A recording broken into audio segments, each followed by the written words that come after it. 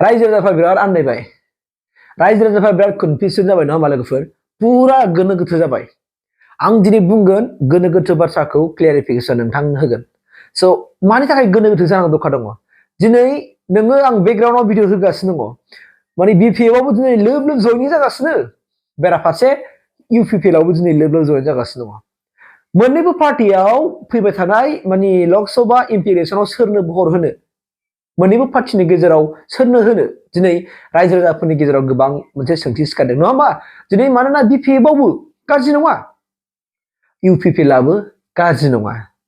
मोननैबो बर'निनो राजखान्थि हान्जा बुंनो थाङोब्ला मानोना बर'आनो सोरजिनाय राजखान्थि हान्जा बियो बर' हारियानो आरो मोननैबो राजखान्थि हान्जाया बिटिसि हालामनिनो रायजो राजाफोरनि थाखायनो जौगानायनि थाखाय खामानि मावदों नङा होमबा बिपिएफआबो मावबोदों 70 बोसोर मावबोदों मानोना 70 बोसोराव लामा दालां जेबोआनो जायाखैमोन हाद्रि गुंफुंलायनाय हाब्रु गुजुबलायनाय लामामोन दिनै हाग्रामा महरै दैदेननाय बेया बिटिसिया दिनै मोनफ्रोमबो गामियाव फाक्का लामा बानायना होबाय दालां बानायना होबाय नङा होमबा डेभेलप फैबाय आरो बिटिसिनि उनावहाय बेनि उनाव फिन आरो 2020 मायथाइयाव 2 जानुवारियाव बिटिआर सुक्ति जालायबाय दामानि सिगाङावहाय मा जादोंमोन बिटिएडिखौ सोलायनानै बिटिआर जालिरगोन दा दिनैसिमाव इमप्लिमेन्ट जाजोबाखै जागोन दा बाथ्राया जाहैबाय मा लोगोफोर सोरनो भट होनो दाना दे बेनि क्लियारखौ बेनि एन्सारखौ दिनै नोंसोर बे भिडिअनि गेजेरजों मोनगोन आं बारा गोलाव लानाय नङा सोरनो भट होनो बिपिएफनो होनो ना इउपिपिएलनो होनो बेनि एन्सारखौ आं दिनै होगोन बेनि एन्सारखौ नोंसोर रावनिबो खोनासंनो नाङा दिनै नुदों नोंथांमोना गोबां लाइमोन फरायसाफ्रा माने बिपिएफआव जयेन जादों गोबां लाइमोन फरायसाफ्रा इउपिपिएलआवबो जयेन जादों गोबां दिनै साधारन मानसिफ्रा बिपिएफआव जयेन जादों गोबां साधारन मानसिफ्राबो दिनै इउपिपिएलआवबो जयेन जादों गोबां माखासे इन्टेलेक्चुयेल साननो हनो गोरों बुजिनो गोरों मानसिफ्रा लोब लोब दिनै माने इन्जुरनि हाया गुगानायफोर बायदि दिनै बिपिएफआव जयेन जागासिनो दं लोब लोब जयेन जागासिनो दं बेराफारसेथिं गोबां इन्टेलेक्चुयेल बुजिनो गोरों सुबुंफ्राबो दिनै लोब लोब लोब इन्जुरनि हाया गुगानाय बायदि मा इउपिपिएलआव जगदान जागासिनो दङ दा बेफोरखौनो नायनानै रायजो राजाफ्रा दिनै ओरै जादों मा जादों मानसिफ्रा माने फाग्ला बोरजोब्बाय नामा मा ओरैबो ओरै स' जयेन जादों मा ओरैबो ओरै स' जादों नङा होमबा जोंनि रायजो गामि सिङाव थानाय रायजो राजाफ्रा जाम्बा जाम्बिफ्रा जायफोरनाखि मोजां बुजिया बिथांमोना दिनै गोनो गोथोआव गोलैना दं गमाय सोरनो भट होबा साबसिन जामारगोन सोर मा मावमारदों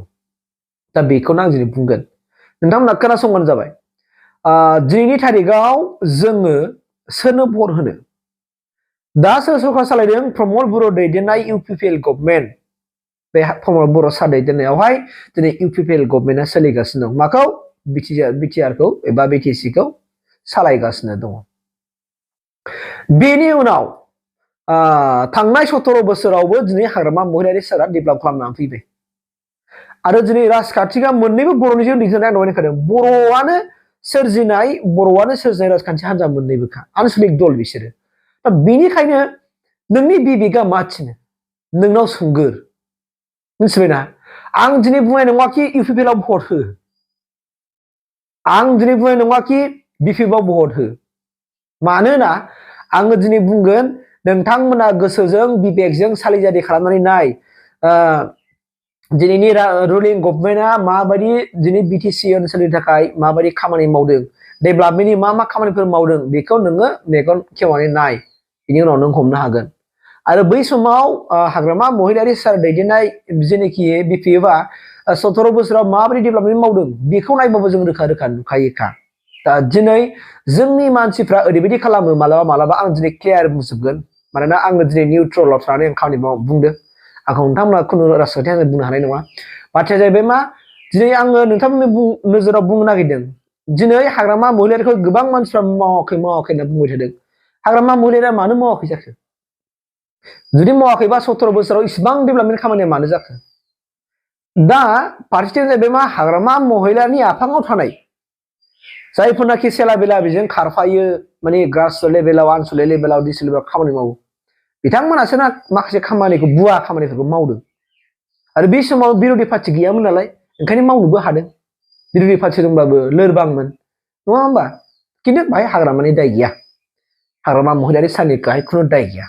आं डाइरेक्ट दिनै नोंथांमोननि गेजेराव क्लियारिफिकेसनखौ होदों आरो जोङो सोरबा लिडारा बुंबानो मानिनांगौ बे नङा सोरबा दैदेनगिरिया बुंबानो मानिनांगौ जों बे नङा नोंबो बिबे साननो हाखायो नोंबो बुजिनो हाखायो मिथिबायना स' दिनै आं बुङोबा सोरबाया दिनै गन्थङाव दै हाबनो हागौ नङा होमबा स' बेनिखायनो हाग्रामा महिलारि सानिबो दाय गैया प्रमद बर' सानिबो दाय गैया दिनै प्रमद बर'आ दिनै माने दैदेनगासिनो दङ प्रमद बर' सारा नङा होमबा खिन्थु बिनि आफाङाव थानाय सेला बेलाफ्रा बबेबा डिस्ट्रिक्टनि बबेबा ब्लकनि बबेबा आनसलिक बबेबा प्राइमारिनि केडारफ्रासो दिनै मा खालामदों माखासे बुहा खामानिफोरखौ मावदों दा बेवहायसो प्रमद बर'नि बर'आनो थांगासिनो दङ दा दिनै गोबां मानसिफ्रा गोबां दामगासिनो दङ जे प्रमद बर'आ मोनसे बाथ्रा होनदोंमोन ना बै समाव जे 5 बोसोरनि गेजेराव जुदि आङो बिटिसि हालामनिफ्राय माने कारापसन फ्रि खालामनो हायोब्ला आङो रिजाइन होनानै गामियाव मावना जाफैगोन होनना बुंदोंमोन ना 5 बोसोरनि गेजेराव नाथाय दिनै प्रमद बर' सारा दिनै जानो थांगासिनो दं नाथाय दिनैनि गेजेराव कारापसनखौ खोमोरनो हामारबाय नामा हायाखै नङा होमबा दिनै गोबां मानसिफ्रा बुङो मोनसे स्किम नांगौबानो बाय नों पार्सेन्ट होग्राबा स्किम मोना होननानै गोबां मानसिफ्रा दिनै बुंसोदों अब्ला बेफोरबायदि पार्सेन्ट लानाया दानि इउपिपिएल गभर्नमेन्टनि समावल' जादों नामा बेखौ सानदों दाना सिगां समाव हाग्रामा महिलारि सार दैदेननाय बिपिएफनि गभर्नमेन्टनि समाव बेबायदि पार्सेन्ट लानाया सोलिना सोलियाखै नोङो दाना बेखौबो सानना हरदोलायब्रा जों सोरखौबा माने जानला मोनला आन्दासै जोङो ब्लेम होनाया मोजां नङाना पार्सेन्ट लानानै खामानि आदाय खालामनाय बे खामानिफ्रा थांनाय 17 बोसोराव बिपिएफ सार माने बिपिएफ दैदेननाय माने हाग्रामा महिलारि सार दैदेननायनि आमोलाव जागोन जायाखै नों बेखौ माने नायदो आरो होमबानोथ' मोननांगोन ना ओमफ्राय दिनैबो जेन'बा हमनानै लादो इउपिपिएल गभर्नमेन्टआ पार्सेन्ट लादों माबा लादों पार्सेन्ट लायाबा खामानि होआ होनदों गोबां मानसिफ्रा नाथाय बिथांमोनहा दिनै रायजो राजाखौ खुंनो थाखाय नों खामानि मावदों नों खामानिफ्राय एसे एनै रां लादों बेखौथ' गासिबावबो सोलिखायो दिनै नोङो इउपिपिएलखौ दाय होबा जालाय दाना बिपिएफआ बै समाव सोलिबोदों दा नों बिजेपि गभर्नमेन्ट दं बिजेपि गभर्नमेन्टआबो नों बेफोरबायदि खामानि सोलिगोन कंग्रेस फैगोन कंग्रेसआबो बेफोरबायदि खामानि सोलिखागोन नङाबा बोरै सोलिनो नोङो नाय आरो नों बै जायगायाव हाग्रामा महिलारि सारनि जायगायाव नोङो गसंना नायहै अब्ला नों बुजिगोन प्रमद बर' सारनि जायगायाव नों गसंना नायहै अब्ला नोंनो बुजिगोन क्लियार बुजिबायना आं क्लियार नोंथांमोनखौ बुजायनो हादोंना दा बेनिखायनो आं बुङा हाग्रामा महिलारिनो भट हो आं बुङा प्रमद बर'नो भट हो आं बिदि बुंनाय नङा दे बा बिपिएफनो भट हो इउपिपिएलनो भट हो कंग्रेसनो भट हो बिजेपिनो भट हो आम पार्टिनो भट हो भटार पार्टिनो भट हो ओमफ्राय मा होनना बुंदों मोनसे जाहैबाय टिएमसि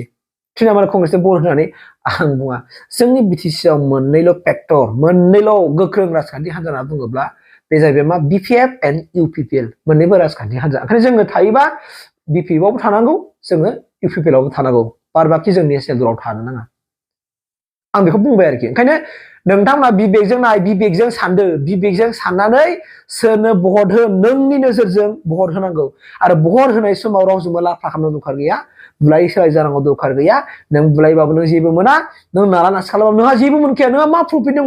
बे समाव नोंनो 1000 2000 मोनगोन खामानि जानाय नङा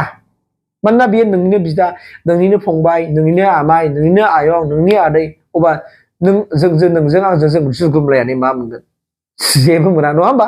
स' बेनिखायनो आं खावलायदों नोंथांमोना हयथ' एन्सारखौ मोनबाय आं नोंथांमोनखौ मोजाङै बुजायदों बायदि मोनबाय ओंखायनो बिबेकजों साननानै आं बिपिएफनो भट होगोन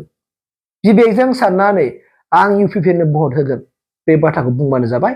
आरो होबानो जाबाय खुनु रावजोंबो माने खालामनाङा जाय मावदों नोंथांनि गोसोआसो थिनदों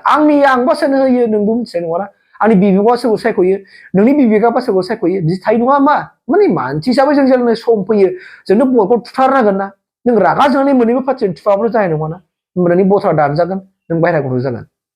बे बाथ्रा ओंखायनो आं नोंसोरखौ खावलायबाय नोंनि बिबेकजों साननानै भटखौ होबानो जाबाय बे आंनि एडभाइस थेंक इउ